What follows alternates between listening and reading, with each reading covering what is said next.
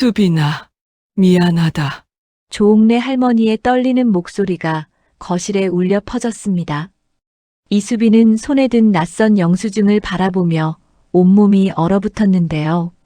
1999년 3월 18일.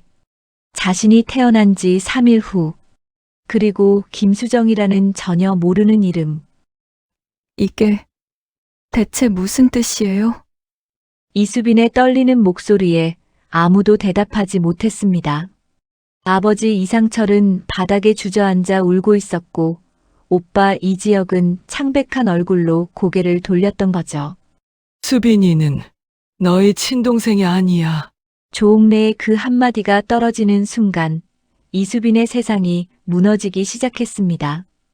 25년간 믿어왔던 자신의 정체성이 엄마가 남긴 유품 속 한 장의 영수증으로 인해 송두리째 흔들리는 순간이었던 거죠.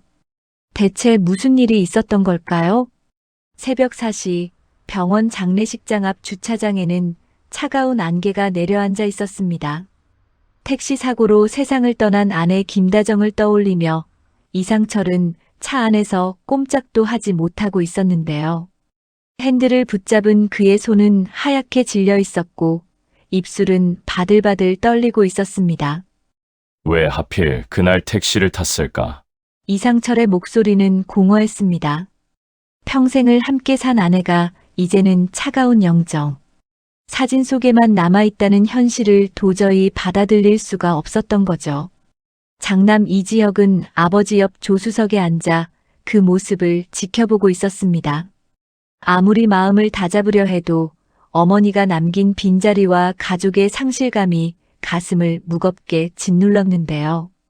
이지혁은 어머니가 남긴 흔적들과 앞으로 자신이 감당해야 할 책임을 생각하며 주먹을 불끈 쥐었습니다. 아버지, 들어가셔야죠. 조문객들이 곧 오실 겁니다. 이지혁의 말에 이상철은 겨우 고개를 끄덕였지만 차 문을 열 기력조차 없어 보였습니다. 한편 집에 남아있던 조옥래는 깊은 후회 속에 빠져 있었습니다. 거실 소파에 앉아 며느리 김다정의 사진을 들여다보던 조옥래의 눈에서는 눈물이 끊임없이 흘러내리고 있었는데요. 내가 왜 택시를 타자고 했을까? 조옥래는 몸을 떨며 중얼거렸습니다. 그날 백화점에 함께 가자고 한 것도 늦었으니 택시를 타자고 한 것도 모두 자신이었던 거죠. 만약 지하철을 탔더라면 아니면 조금 더 일찍 출발했더라면 이런 일은 일어나지 않았을 거라는 생각이 조옥래를 짓눌렀습니다. 다정아, 미안하다. 정말 미안해. 사소한 선택 하나가 며느리의 죽음을 불러왔다는 현실 앞에서 조옥래는 죄책감과 슬픔으로 온몸을 떨 수밖에 없었습니다.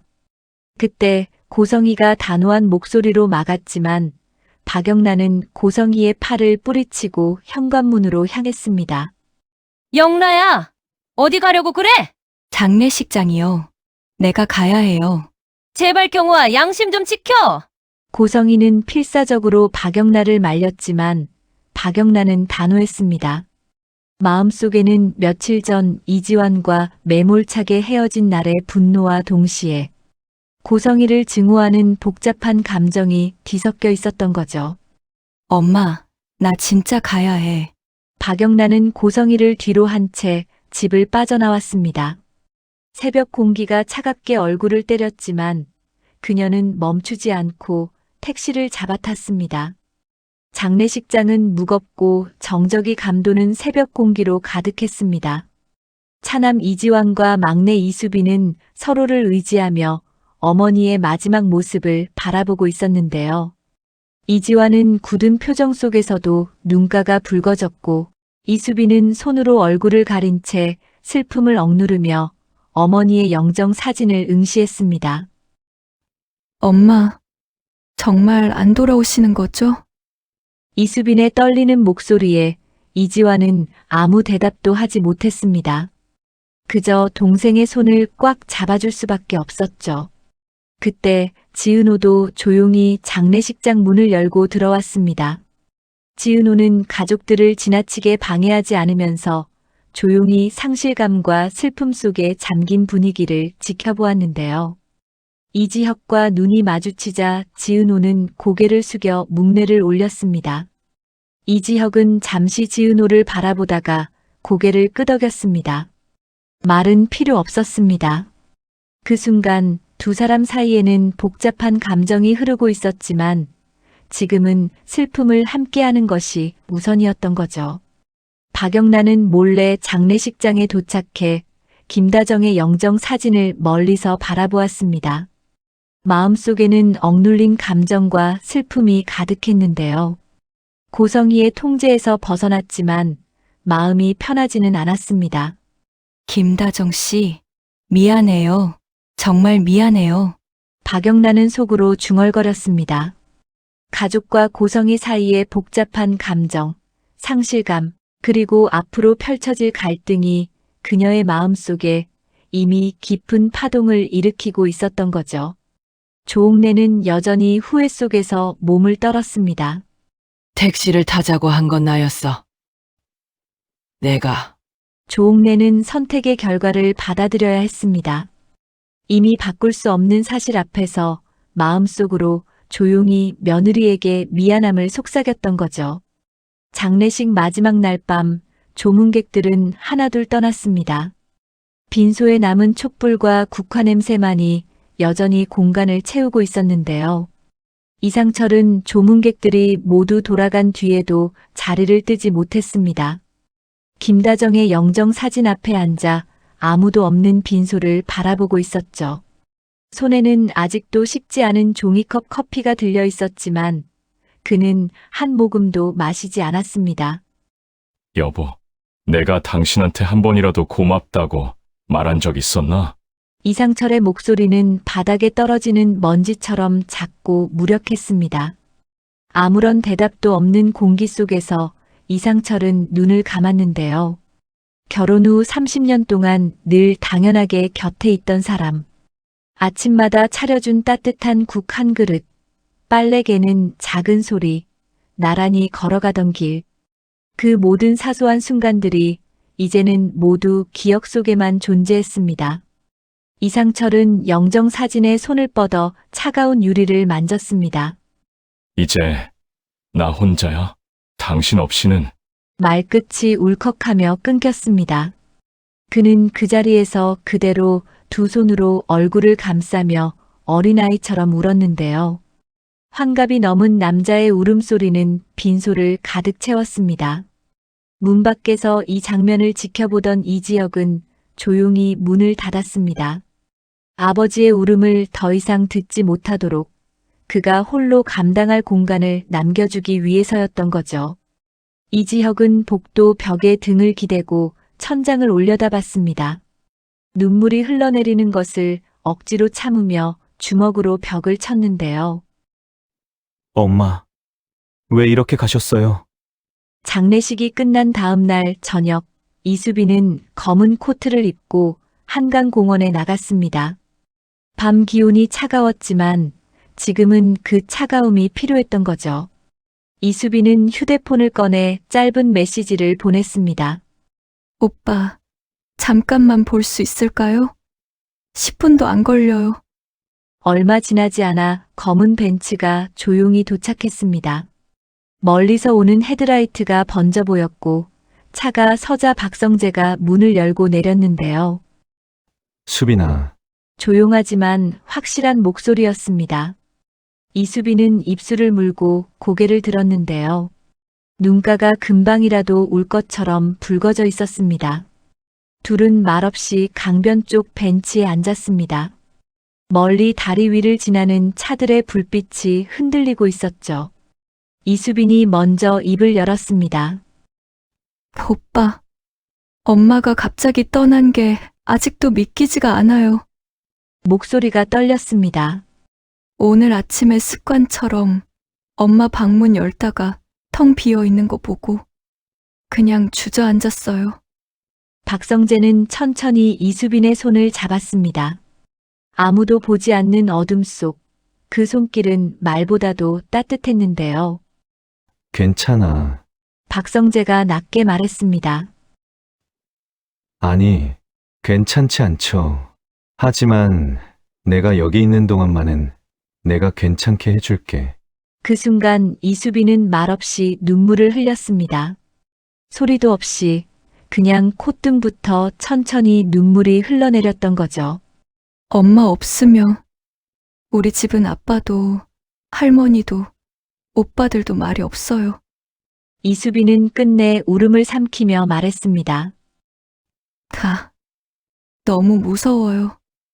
박성재는 숨을 한 번 깊게 들이쉬고 여전히 이수빈의 손을 꽉 잡아주며 말했습니다. 내가 옆에 있을게. 너 혼자 울지 않게 해줄게. 이수빈은 고개를 돌려 박성재를 바라봤는데요. 눈물이 아직 흐르고 있었지만 그 눈빛에는 단 하나의 확신이 있었습니다. 오빠, 이수빈은 천천히 박성재의 어깨에 머리를 기댔습니다. 그리고 아주 낮은 목소리로 속삭였죠. 지금 오빠가 옆에 있어서 너무 다행이고 고마워요. 한강 위로 차가운 바람이 불었습니다. 밤하늘의 불빛과 물결 소리 사이에서 둘은 한동안 아무 말도 하지 않았는데요. 그냥 서로의 체온만으로 그 밤을 버티고 있었습니다. 이지혁은 운전대에 손을 얹은 채 창밖만 바라보고 있었습니다. 마음속에는 어머니를 잃은 무게가 그대로 내려앉았는데요. 엄마, 이제 집은 어떻게 되는 거지? 이지혁은 작게 중얼거렸지만 그 울림은 그의 가슴을 무겁게 짓눌렀습니다. 3일장이 끝나고 가족 모두 집으로 돌아왔지만 김다정만은 돌아오지 못한 썰렁한 집이었습니다. 오빠, 엄마, 짧게 떨린 목소리만이 이수빈이 느끼는 공허와 상실을 전했습니다. 옆에 앉은 이지환은 손을 살짝 잡아주며 속삭였습니다. 수빈아, 괜찮아. 우리 아직 서로가 있잖아. 말로는 위로였지만 이지환의 눈가에도 붉은 기운이 번지고 있었던 거죠. 조옥래는 거실에 앉아 장례식에서 받은 꽃을 손에 들고 있었습니다. 내가 왜 택시를 타자고 했을까? 그 후회와 죄책감이 뒤섞인 생각이 조옥래를 사로잡았습니다. 평생의 선택 하나하나가 이렇게 큰 결과로 돌아올 줄은 몰랐던 거죠. 조옥래는 숨을 고르며 조용히 며느리에게 속삭였습니다. 다정아, 미안하다. 다 내 잘못이야. 박영란은 집 창가에 서서 멀리 흐릿한 새벽 하늘을 바라보았습니다. 가까운 친척은 아니지만 이지환의 어머니라는 사실 때문에 이지환의 슬픔을 고스란히 함께 느끼며 마음속에서 한숨을 내쉬었던 거죠. 집안은 고요했습니다. 슬픔과 후회, 상실감이 서로에게 스며든 채 각자가 자신의 방식으로 그 현실을 받아들이고 있었는데요. 그리고 이 조용한 밤, 아직 눈에 보이지는 않지만 앞으로 이어질 가족 간 감정의 파동이 조금씩 움직이기 시작했습니다. 이지혁은 아버지 이상철의 옆에 서서 무거운 마음으로 주저앉은 조옥래와 막내 이수빈, 동생 이지환을 바라보았습니다. 이제 현실을 받아들여야겠지. 이지혁은 낮게 속삭였지만 그 말이 스스로를 위한 위로인지 가족들을 위한 다짐인지 분간하기 어려웠습니다. 이수빈은 눈을 붉힌 채 이지환의 팔을 잡았습니다. 오빠, 우리 어떻게 해야 해요? 이지환은 잠시 아무 말 없이 하늘을 바라보다가 조용히 손을 내밀어 동생의 손을 잡았습니다.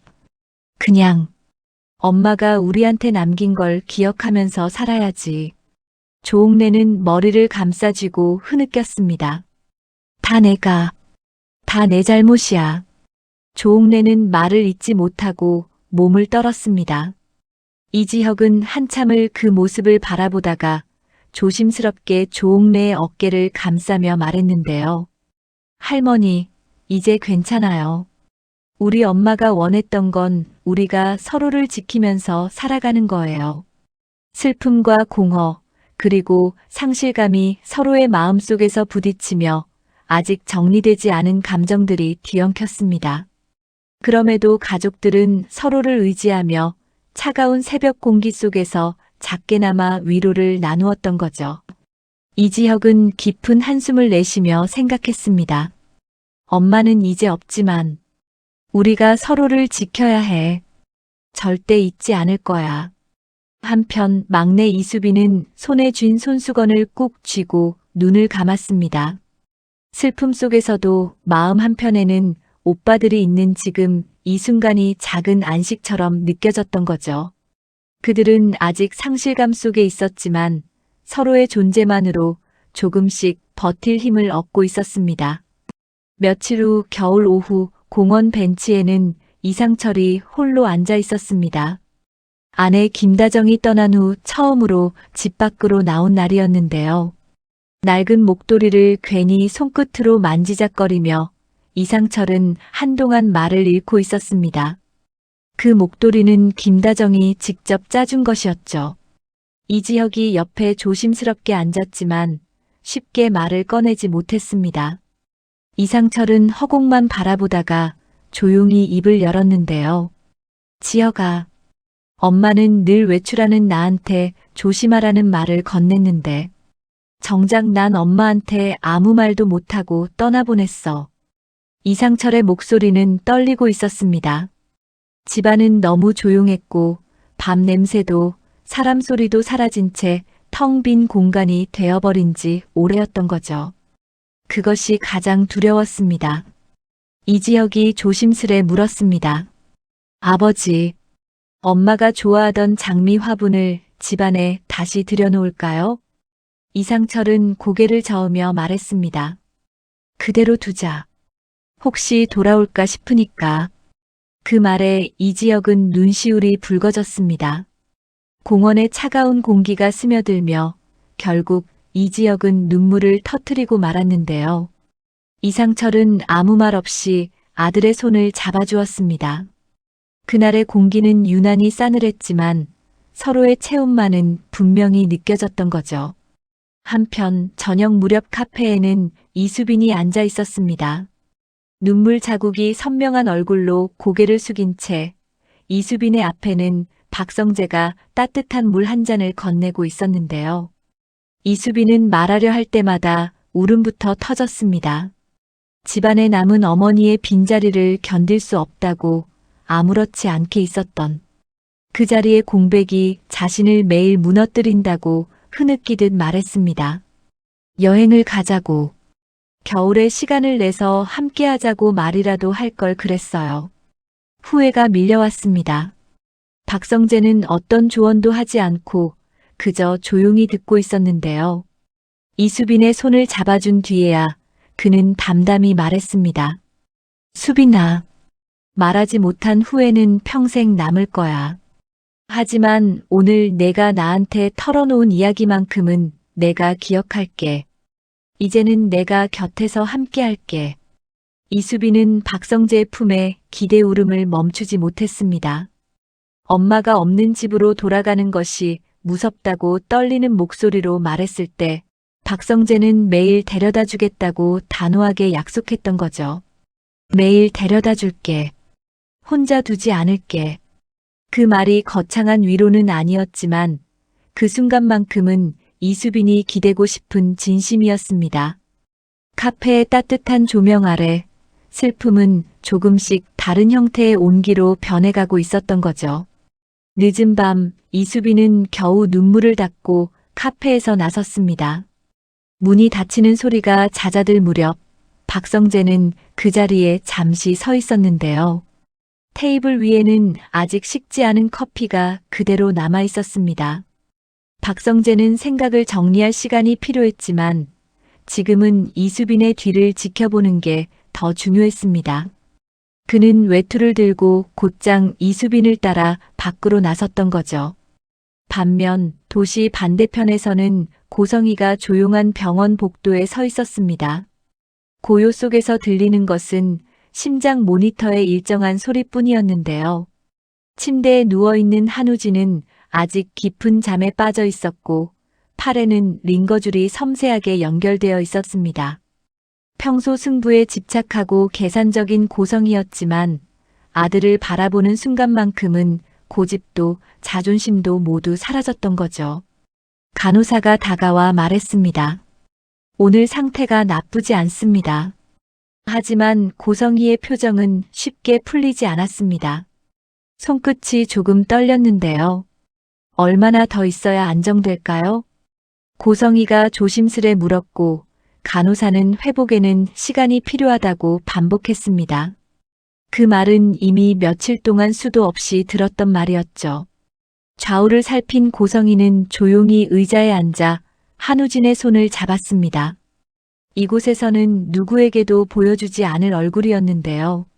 차갑고 단단한 여자로 알려져 있지만 병실 안에서는 단 한 사람의 엄마였습니다. 고성희는 속삭이듯 말했습니다. 우진아, 깨어나. 엄마가 할 얘기가 많아. 그 시각 다른 곳에서는 조옥래가 한 장의 오래된 사진을 들여다보고 있었습니다. 김다정과 함께 웃고 있는 가족 사진이었는데요. 사진 속 온기는 여전히 생생했지만 현실은 너무 달랐습니다. 조옥래는 천천히 숨을 들이쉬고 고개를 들어 손주들을 불러야겠다고 생각했습니다. 모두 모여 있어야 할 때가 왔다고 느낀 것이었죠. 상처를 숨기지 않고 나누는 자리가 필요했습니다. 이상철은 집으로 돌아와 오래된 책장 앞에 서 있었습니다. 김다정이 읽던 책들이 가지런히 놓여 있었는데요. 책장을 스치듯 손으로 지나치다가 이상철은 멈췄습니다. 책 갈피 안에는 김다정이 남긴 작은 메모가 있었던 거죠. 당신이 퇴직하면 제주도 다시 가요. 짧은 문장이었지만 이상철의 숨을 멈추게 했습니다. 무릎이 휘청했지만 억지로 버텼는데요. 그의 손이 미세하게 떨렸습니다. 이 집은 여전히 김다정의 흔적이 남아있는 채로 이상철이 혼자 견뎌내야 하는 시간의 무게가 채워지고 있었던 거죠.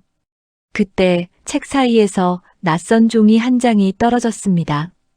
이상철은 그것을 집어들었는데요. 그것은 병원 영수증이었습니다. 이게 뭐지? 이상철은 영수증을 자세히 들여다봤습니다. 날짜는 25년 전이었고 병원 이름은 서울대학교병원 산부인과였습니다. 그리고 그 아래에는 산후조리라는 항목이 적혀 있었는데요. 이상철의 눈이 커졌습니다. 25년 전이라면 막내 이수빈이 태어난 시기였습니다. 하지만 이수빈은 집에서 태어났고 김다정은 산후조리원에 간 적이 없었던 거죠. 이게 대체? 이상철은 손이 떨려 영수증을 제대로 잡을 수가 없었습니다. 뭔가 잘못된 것 같았지만 무엇이 잘못된 것인지 정확히 알 수 없었던 거죠. 거리엔 겨울 바람이 불고 있었습니다. 카페 앞에서 이수빈은 발걸음을 멈추고 뒤를 돌아봤는데요.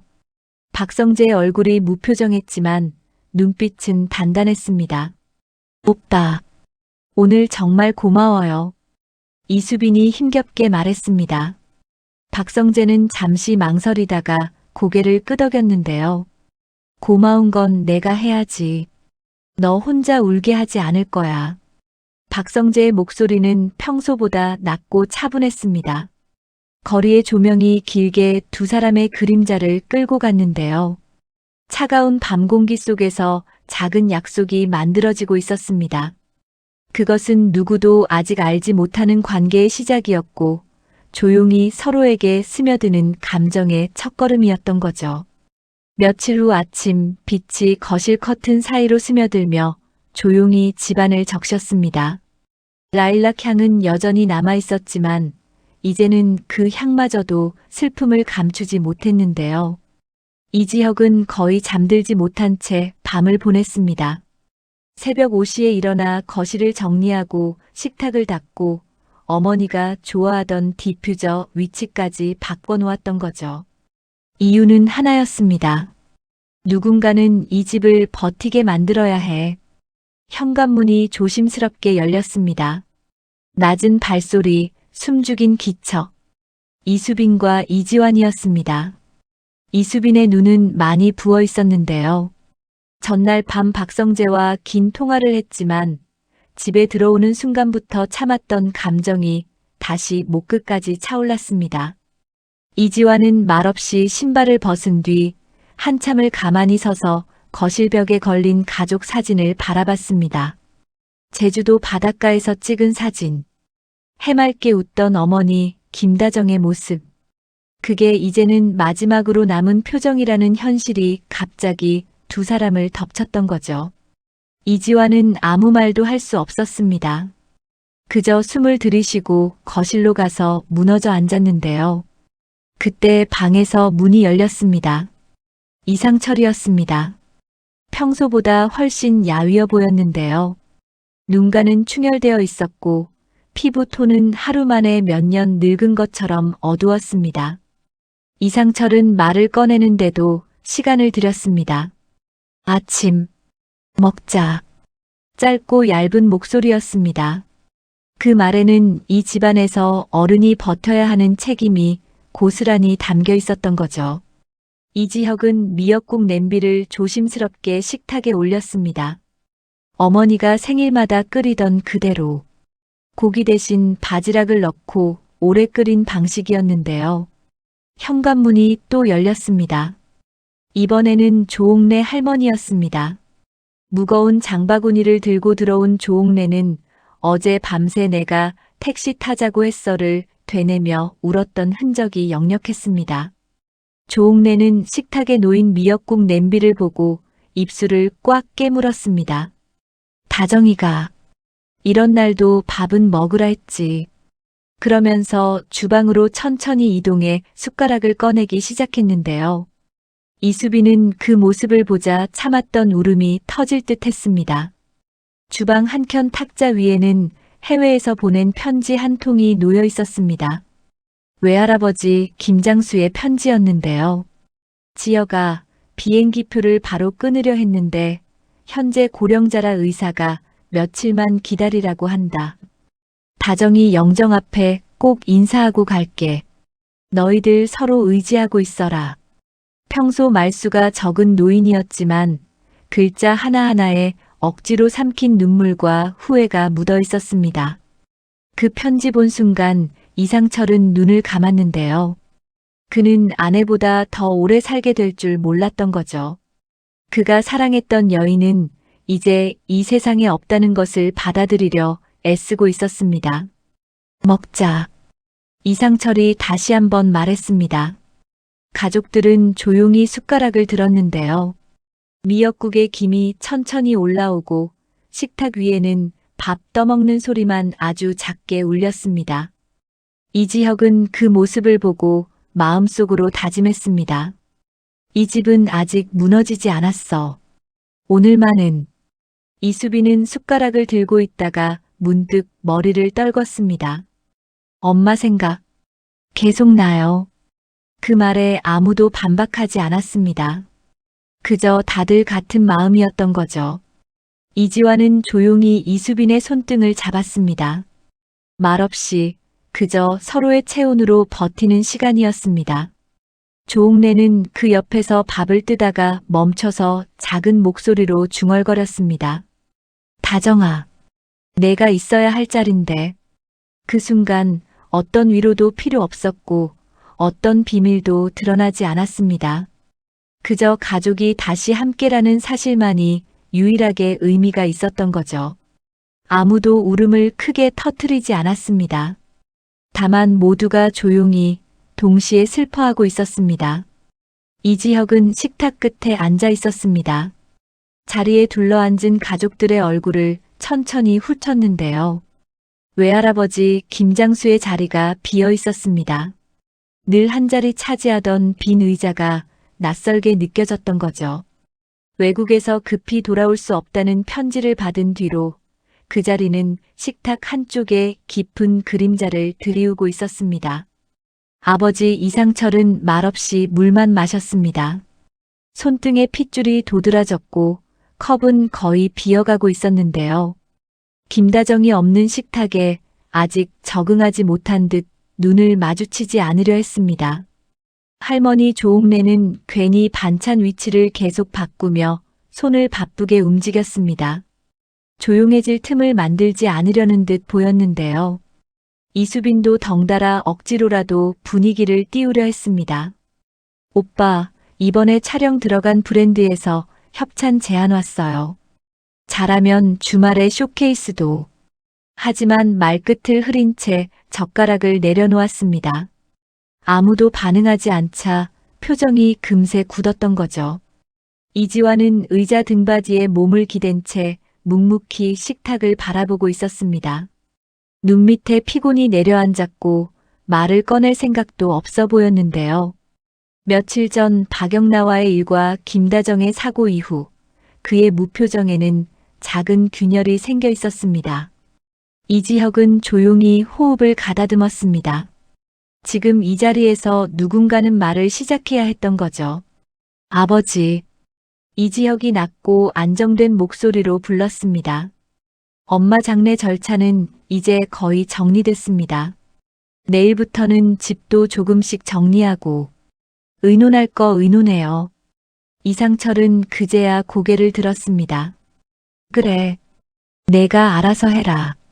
짧게 대답했지만 그 안에는 눈에 띄지 않는 무력감이 섞여 있었습니다. 조옥래가 툭 젓가락을 내려놨습니다. 사돈이 오늘 새벽에 전화 왔어. 미국 쪽 병원에서 검진 받는다더라. 올해는 못 올 거라고 했어. 미안하다. 마지막 못 본. 그 말이 나온 순간 식탁에 다시 무거운 침묵이 흘렀습니다. 해외에 있는 김장수의 빈자리와 이제 영원히 비게 된 김다정의 자리. 두 개의 빈 의자가 이 집안의 균형을 완전히 바꿔놓은 느낌이었던 거죠. 이지혁은 시선을 들고 가족들을 다시 한번 바라봤습니다. 말하지 않아도 모두가 알고 있었는데요. 이제는 누군가 이 집을 붙잡고 서 있어야 한다는 것을, 그리고 자신이 그 역할을 해야 한다는 사실도. 저녁 식탁 위로 짙은 그림자가 드리웠습니다. 장례가 끝났지만 집안은 여전히 장례식장의 공기를 품고 있었던 거죠. 누군가의 젓가락이 그릇에 닿는 소리가 유난히 크게 울렸습니다. 이상철은 밥을 거의 먹지 않았는데요. 식탁 한편에 가만히 앉아 한 숟가락을 들었다가 내리길 반복했습니다. 눈은 멍하니 허공을 보고 있었고 말 대신 가슴에서 길게 한숨이 뿜어져 나왔습니다. 이수빈은 손으로 물컵을 감싸고 있었습니다. 손끝이 계속 떨렸는데요. 오빠, 내일 엄마 방 같이 들어가자. 혼자 들어가면 나 무너질 것 같아서. 목소리는 작고 흔들렸지만 분명한 결심이 있었습니다. 이지혁은 대꾸하지 않고 잠시 이수빈을 바라봤는데요. 복잡하게 섞인 감정 속에서도 동생을 지켜야 한다는 책임감이 가장 앞에 있었습니다. 이지혁은 그냥 고개를 천천히 끄덕였습니다. 조옥래는 여전히 말이 없었습니다.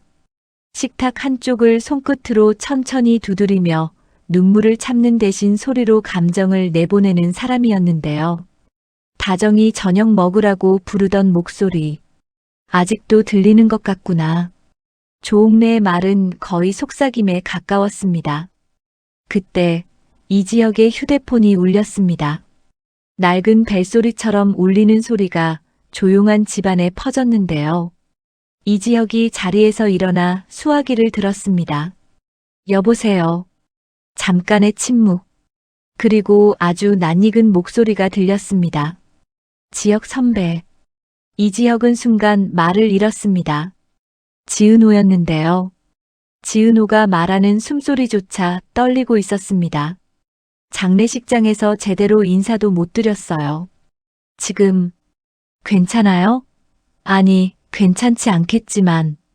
이지혁은 천천히 고개를 숙였습니다. 괜찮다고 해야지. 목에서 나온 목소리는 평소보다 낮고 거칠었습니다. 괜찮은 척이라도 해야 가족들 버티니까. 지은호는 한동안 말이 없었습니다. 어떤 위로도 쉽지 않다는 걸 알고 있었던 거죠. 혹시 시간 되면 잠깐 봐요. 이지혁은 허공을 바라봤습니다. 이수빈과 조옥래, 아버지가 있는 이 조용한 식탁과 문 밖의 차가운 공기를 동시에 떠올렸는데요. 전화를 끊고 자리에서 일어나는 이지혁을 보고 이수빈이 조용히 물었습니다. 누구예요? 이지혁은 잠시 망설이다가 짧게 답했습니다. 내가 좋아하는 그 후배. 이지혁은 코트를 걸치고 현관문을 열었습니다. 밖은 상상보다 더 차가웠는데요. 집 앞에 지은호가 있었습니다. 양손을 주머니에 넣은 채 누군가를 기다리는 모습이었지만 눈이 조금 붉어져 있었습니다. 둘은 잠시 아무 말 없이 서 있었습니다.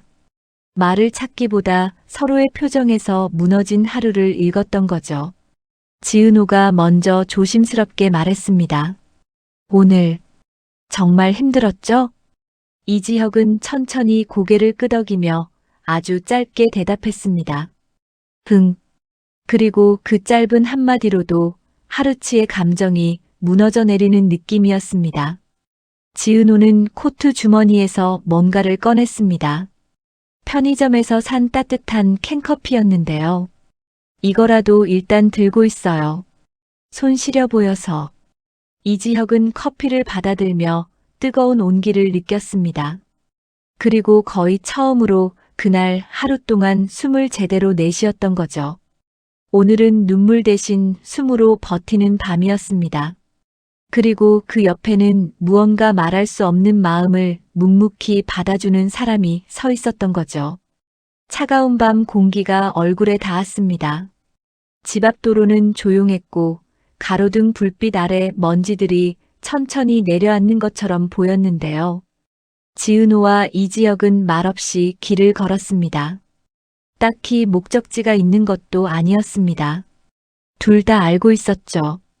이 산책은 걷기 위한 산책이 아니라 버티기 위한 산책이라는 것을. 몇 걸음 뒤 지은호가 조심스레 입을 열었습니다. 선배. 어머니 장례식장에서 마지막으로 사람들이 줄 서서 인사할 때 막내 동생 손 꼭 잡고 있더라고요. 이지혁은 짧게 숨을 들이켰습니다. 그래야 했어. 수빈이가 겉으로는 강한 척하는데 사실 제일 흔들리는 건 얘라서. 두 사람은 횡단보도 앞에 멈췄습니다. 차량 한 대 없는 늦은 밤이었지만 신호등은 여전히 바뀌는 시간을 지키고 있었는데요. 지은호가 옆으로 시선을 줬습니다. 선배는요? 나. 이지혁은 잠시 말을 멈추고 하늘을 올려다봤습니다. 도시의 공기 때문에 별은 거의 보이지 않았지만 괜히 고개를 들고 있었던 거죠. 일단 올 시간은 나중에 하려고. 담담한 목소리였지만 누가 들어도 이미 충분히 울고 있는 사람의 톤이었습니다. 신호등이 초록으로 바뀌었습니다. 두 사람은 천천히 길을 건넜는데요. 갑자기 지은호가 멈춰 섰습니다. 그리고 아무 말 없이 이지혁의 손등 위에 자기 손등을 살짝 올려놓았습니다. 꽉 잡지도 않고 단지 알고 있다는 정도의 온기였던 거죠. 이지혁은 놀란 듯 고개를 돌렸습니다. 지은호의 눈은 아주 차분했는데요. 저도 아빠를 잃어봤어요. 지은호가 조용히 말했습니다. 그때 누가 이런 말 해줬어요. 지나가는 게 아니라 같이 지나가는 거라고. 이지혁의 목에 뜨거운 무언가가 올라왔습니다. 말하면 바로 무너질 것 같아서 말 대신 짧게 숨만 내쉬었던 거죠. 둘은 다시 걷기 시작했습니다. 편의점 불빛이 보이는 지점. 밤에만 들리는 냉장고 모터 소리와 택배를 정리하는 트럭 소리가 섞여 있었는데요. 이지혁은 커피캔을 한번 눌러보듯 쥐었습니다. 오늘 전화해줘서 고마워. 지은호는 미소도 짓지 않았습니다. 그 대신 고개를 아주 천천히 끄덕였는데요. 내가 갈 사람이라. 당연히 가야죠. 그 말에는 어떤 계산도 없었습니다. 위로나 동정 같은 것도 아니었던 거죠. 이건 그냥 그 이름을 부를 수 있는 사람의 말이었습니다. 어디론가 계속 갈 필요는 없었습니다. 둘은 집 앞 놀이터 벤치에 앉았는데요. 철제 벤치는 차가웠지만 사이에 흐르는 공기는 조용히 안정되기 시작했습니다. 이지혁이 낮은 목소리로 말했습니다. 내일 엄마 방 정리할 거야. 잠시 침묵이 흘렀습니다. 그리고 지은호가 아주 부드럽게 답했는데요. 필요하면 부르세요. 이지혁이 눈을 들었습니다. 그 말 한마디가 그 어떤 장례 절차보다 더 현실적으로 마음을 흔들었던 거죠. 밤 공기 한가운데 말 대신 온기와 시간만 흘러갔습니다. 이제야 조금 숨을 쉴 수 있었습니다. 햇살이 희미하게 들어온 오후 거실 끝 작은 방문이 천천히 열렸습니다. 그 방은 며칠 전까지 아무도 건드리지 못한 채 김다정이라는 이름의 온기가 고스란히 남아 있었는데요. 이지혁이 깊은 숨을 들이켰습니다. 이수빈은 바로 뒤에 서 있었습니다. 둘 다 방 안으로 들어가면서 말을 잃었던 거죠. 이곳은 여전히 살아있는 공간이었고 누구도 쉽게 정리할 수 없는 자리였습니다. 책상이 먼저 눈에 들어왔습니다. 볼펜 몇 자루, 안경, 읽다 말린 책 한 권. 무심하게 그대로 놓여 있지만 하나하나가 시간과 사람이 남긴 흔적이었던 거죠. 이수빈이 조심스레 책을 집어들었습니다. 국어 교과서였는데요. 엄마가 예전에 학생들에게 가르칠 때 쓰던 책이었습니다. 표지가 낡아 손자국이 나 있었죠. 오빠. 이수빈의 목소리가 아주 작았습니다. 엄마. 이 책 아직도 갖고 있었네. 이지혁은 아무 말 없이 고개를 끄덕였습니다. 그는 서랍을 하나씩 여는 대신 한참 동안 책상 위 사진을 가만히 바라보고 있었는데요. 사진에는 세 남매와 엄마 그리고 아버지 이상철이 웃고 있었습니다. 어딘가 평범한 공원 사진인데 지금은 그 평범함이 너무 아프게 다가왔던 거죠. 이수빈은 서랍 손잡이를 잡았다가 손을 살짝 뗐습니다. 주저하는 모습이 분명했는데요. 괜찮아. 이지혁이 조용히 말했습니다. 같이 하자. 그 말에 이수빈이 아주 천천히 고개를 끄덕이고 서랍을 열었습니다. 첫 번째 칸에는 메모지, 처방전, 그리고 작은 봉투가 잔뜩 들어 있었는데요. 이수빈이 봉투를 펼쳐보고 입술을 꽉 깨물었습니다. 우리 이름. 봉투 겉면에는 지혁, 수빈, 지환이 각각 적혀 있었습니다. 이지혁이 봉투를 받아 조심스레 열었는데요. 종이 안에는 짧은 문장만 적혀 있었습니다. 엄마가 없어도 서로 챙겨. 이수빈은 그 문장을 보고 손등으로 눈가를 급히 후쳤습니다. 울음은 아니었는데요. 그보다는 뭔가를 견디기 위해 눈을 감는 행동에 가까웠습니다. 오빠. 이수빈이 힘없이 말을 꺼냈습니다. 우리 진짜 괜찮은 거 맞죠? 이지혁은 한동안 대답하지 않았습니다. 창밖을 한번 보고 다시 방 안을 둘러봤는데요. 천천히 손을 들어 이수빈의 머리 위에 올려놓았습니다. 모르겠어. 솔직한 말이었습니다. 아마 한동안은 괜찮지 않을 거야.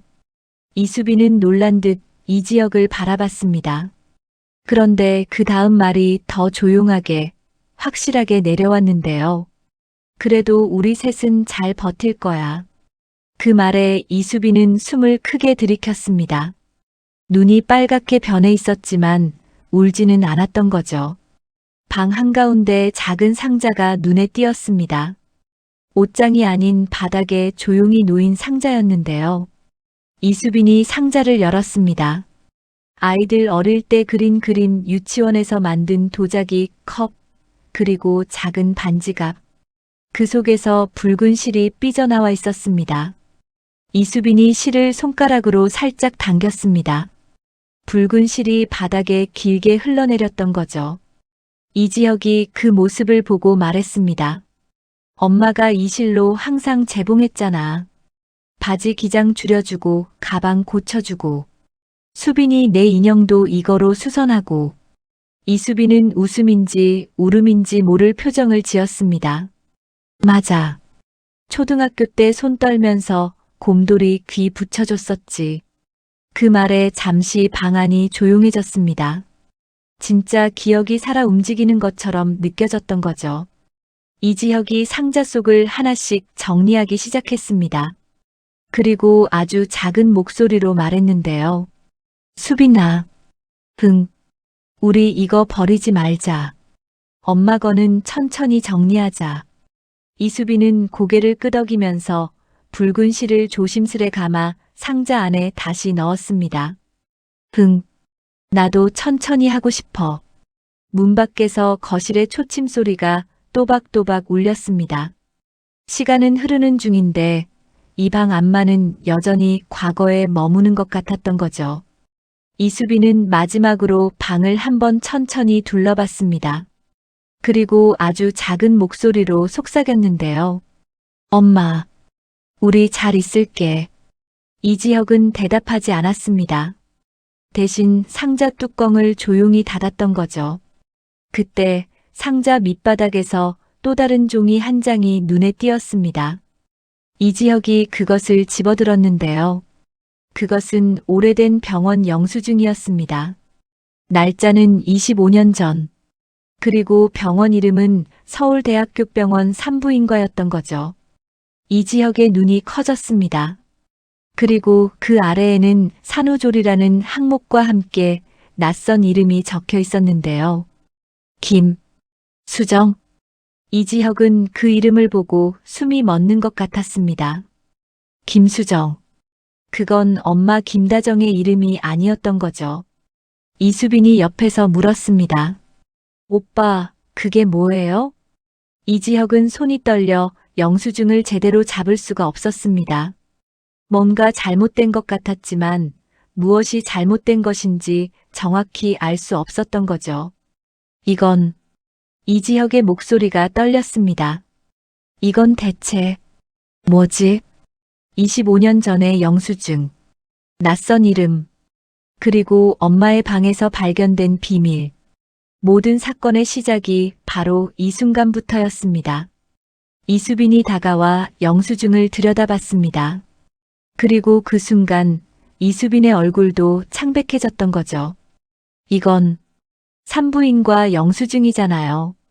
근데 이름이 김수정? 엄마 이름은 김다정인데. 오빠, 혹시 엄마가 결혼 전에 이름을 바꾸신 건 아닐까요? 이수빈이 조심스럽게 물었습니다. 하지만 이지혁은 고개를 저었던 거죠. 아니야. 엄마 주민등록증 본 적 있는데 태어날 때부터 김다정이었어. 둘은 서로를 바라봤습니다. 말은 하지 않았지만 둘 다 같은 생각을 하고 있었습니다. 뭔가 잘못됐다. 뭔가 숨겨진 게 있다. 이지혁은 다시 상자 속을 뒤지기 시작했습니다. 그리고 또 다른 종이들이 나왔는데요. 작은 메모지들이었습니다. 첫 번째 메모에는 이렇게 적혀 있었습니다. 수정아, 미안해. 내 아이를 내가 키우게 돼서.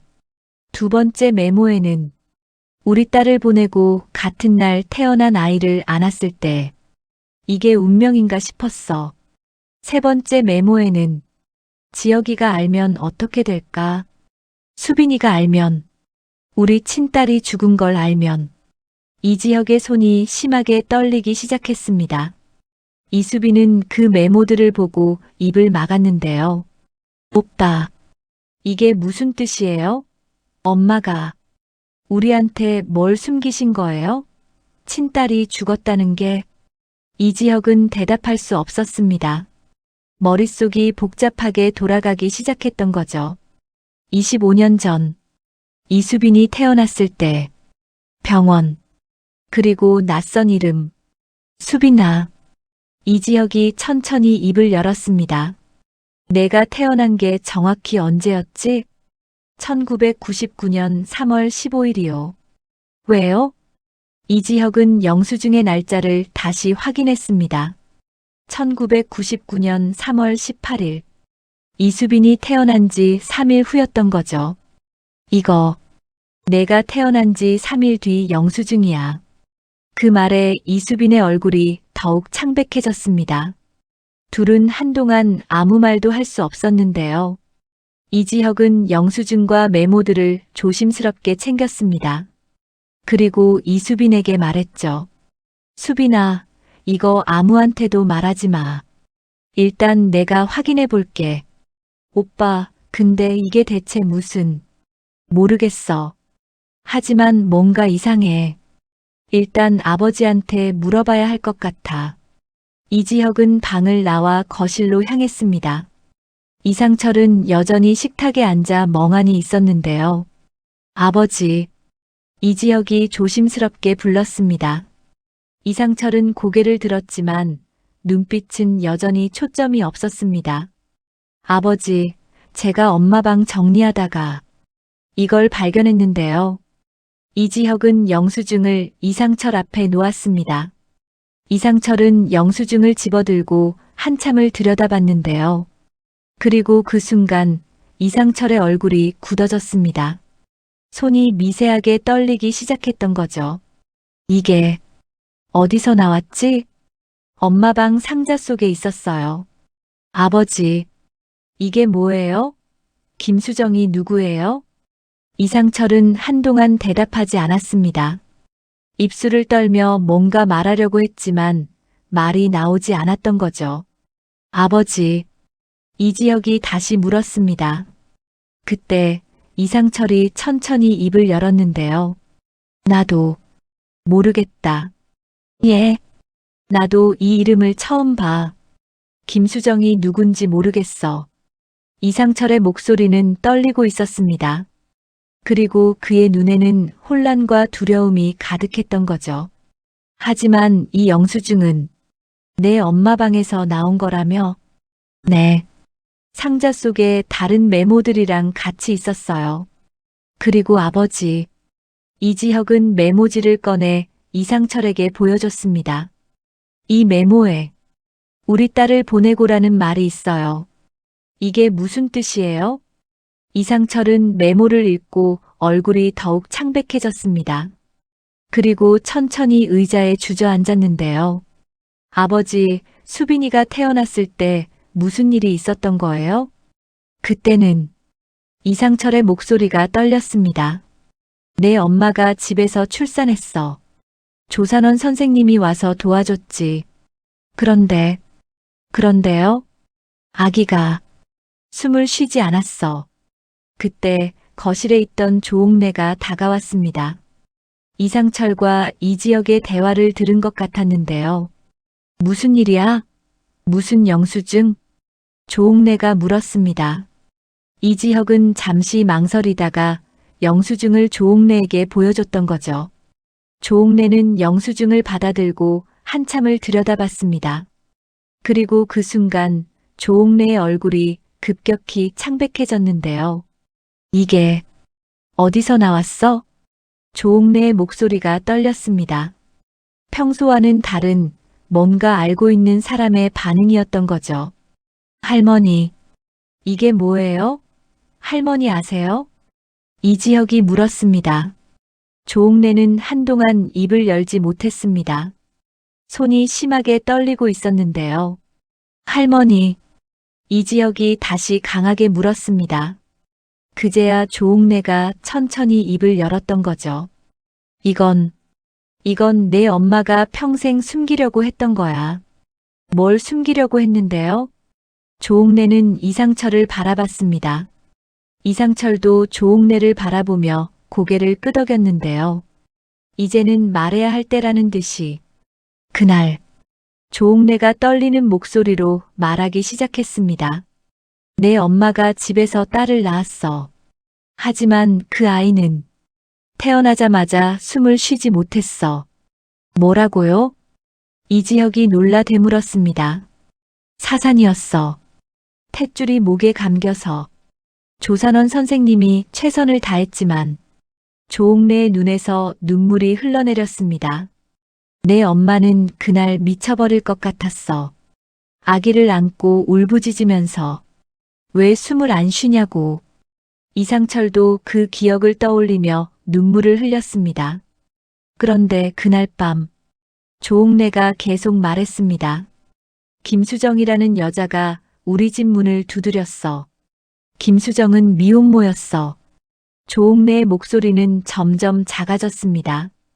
같은 날 아기를 낳았는데 혼자서는 키울 수가 없다고. 제발 아기를 맡아달라고 울면서 빌었어. 그게 수빈이라는 거예요? 이지혁이 떨리는 목소리로 물었습니다. 조옥래는 고개를 끄덕였는데요. 그래. 내 엄마는 방금 자기 딸을 잃은 상태였어. 그런데 같은 날 태어난 아기가 눈앞에 나타난 거야. 그래서 엄마는, 다정이는 그게 운명이라고 생각했어. 하늘이 자기 딸을 데려가는 대신 다른 아이를 보내준 거라고. 조옥래는 손수건으로 눈물을 닦았습니다.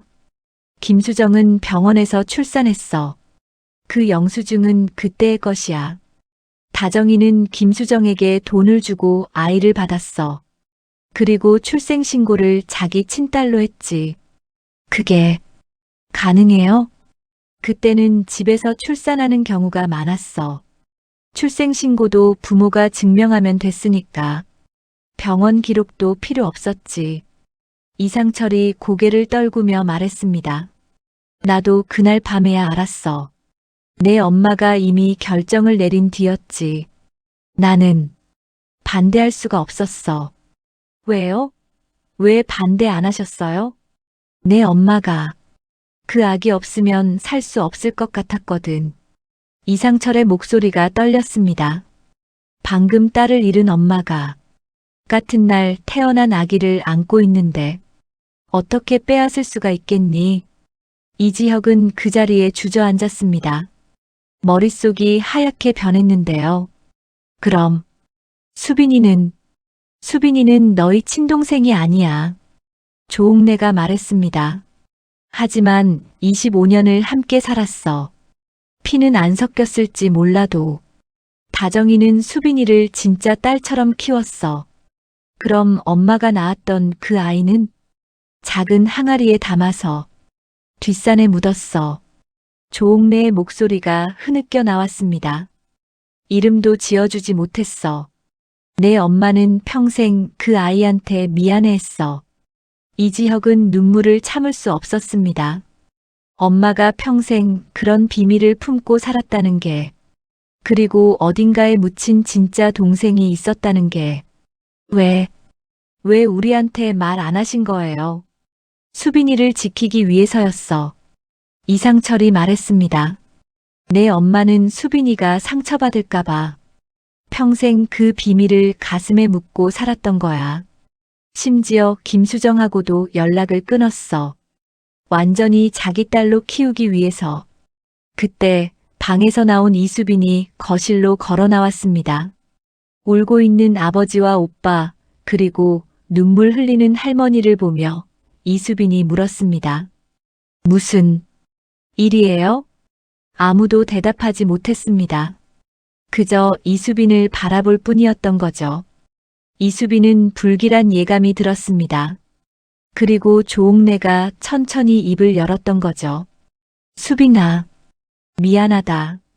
그 한마디에 이수빈은 모든 것을 직감했습니다. 자신의 존재에 대한 진실이 이제 막 드러나려 하고 있었던 거죠. 오늘의 이야기는 여기까지입니다.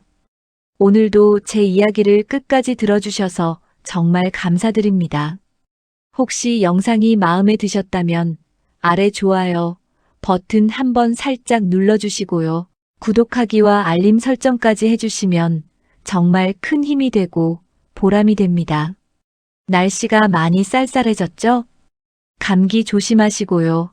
항상 건강하시고 평안한 하루 보내시길 바랍니다. 그럼 다음 이야기에서 또 만나요. 오늘도 함께 해주셔서 고맙습니다.